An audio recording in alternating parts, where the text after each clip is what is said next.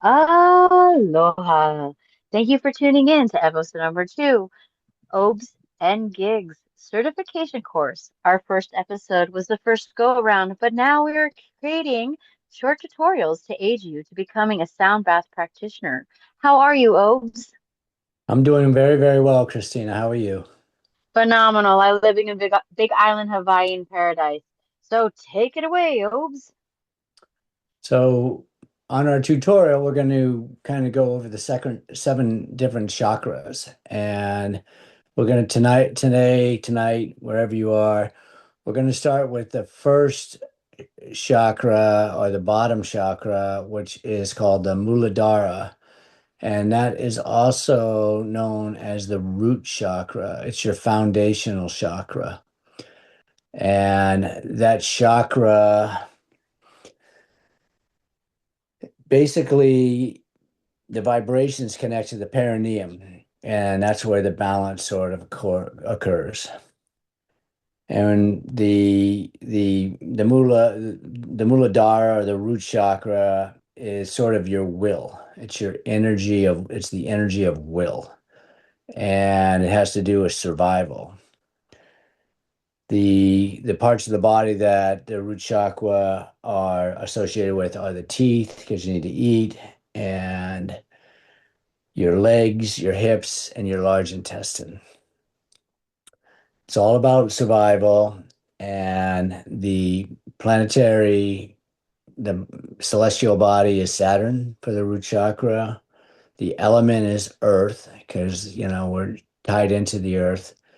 And the element is Earth. And the um, the color is red. It's the red color.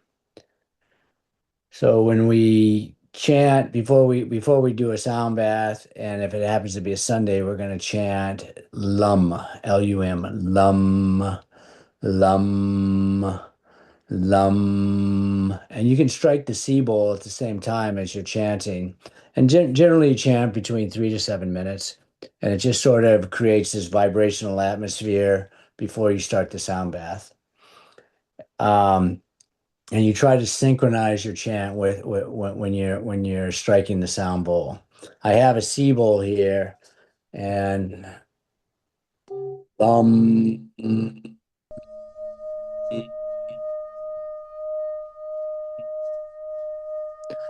um,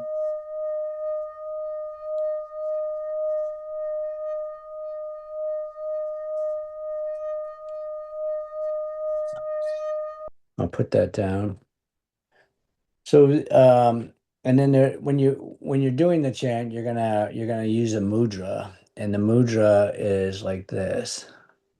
It's thumb to pointer finger, the two mudras, and you would be either seated or laying down with typically seated before you start the sound bath, and you lay down. When you chant, you want to be seated if possible. And you just sit with that mudra, holding that mudra. And the mudras are basically about sort of channeling energy. The scale is the C scale. So it's the note C in the Western world and in the Vedic world. The the process when you are doing so, the whole process of a sound bath might be to there's a bunch of different ways to do it, but the way I'm going to teach you is we're just going to work all the way up the chakras, and you work all the way down the chakras. And so as you work your way up, you're going to strike the C bowl over just below where the legs meet the hips, just in that general area, not above that, but below it. And you're going to go ahead and just strike the bowl 3 times, and you're going to hold. Just strike it and hold it in that area. And then usually for like a 4 or 5 count, like 1001, 1002, 1003, 1004, 1005. And you pull the bowl away, strike it, bring it down over the area, over the chakra area. 2, 3, 4, 5. Pull it away, strike it, bring it back over the area. 1, 2, 3, 4, 5. And that's just if you have one person. If you have, like 4 or 5 or 6 people, you may only do a 3 count. And you want to have like a sort of an energy of a very infinite patience when you do it.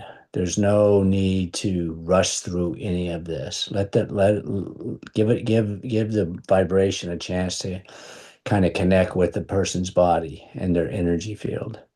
And rushing is not going to make that happen. So you just want to be very, very patient and like bring that sort of patient energy.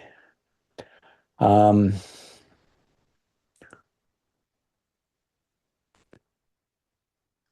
I think that's really all this about the sea bowl. The whole aspect of all these sound baths is basically just to practice them to do the sound baths so that people get some sort of benefit from it, and you as a practitioner will get a benefit as well. So I suggest that just try. There's no really wrong way you can screw up.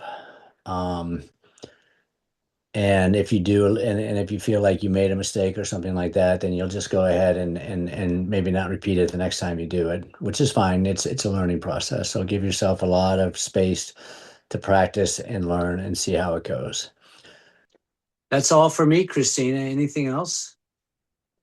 Thank you, Oves, for your wisdom and teaching us. So, do you have anything to say to the viewers?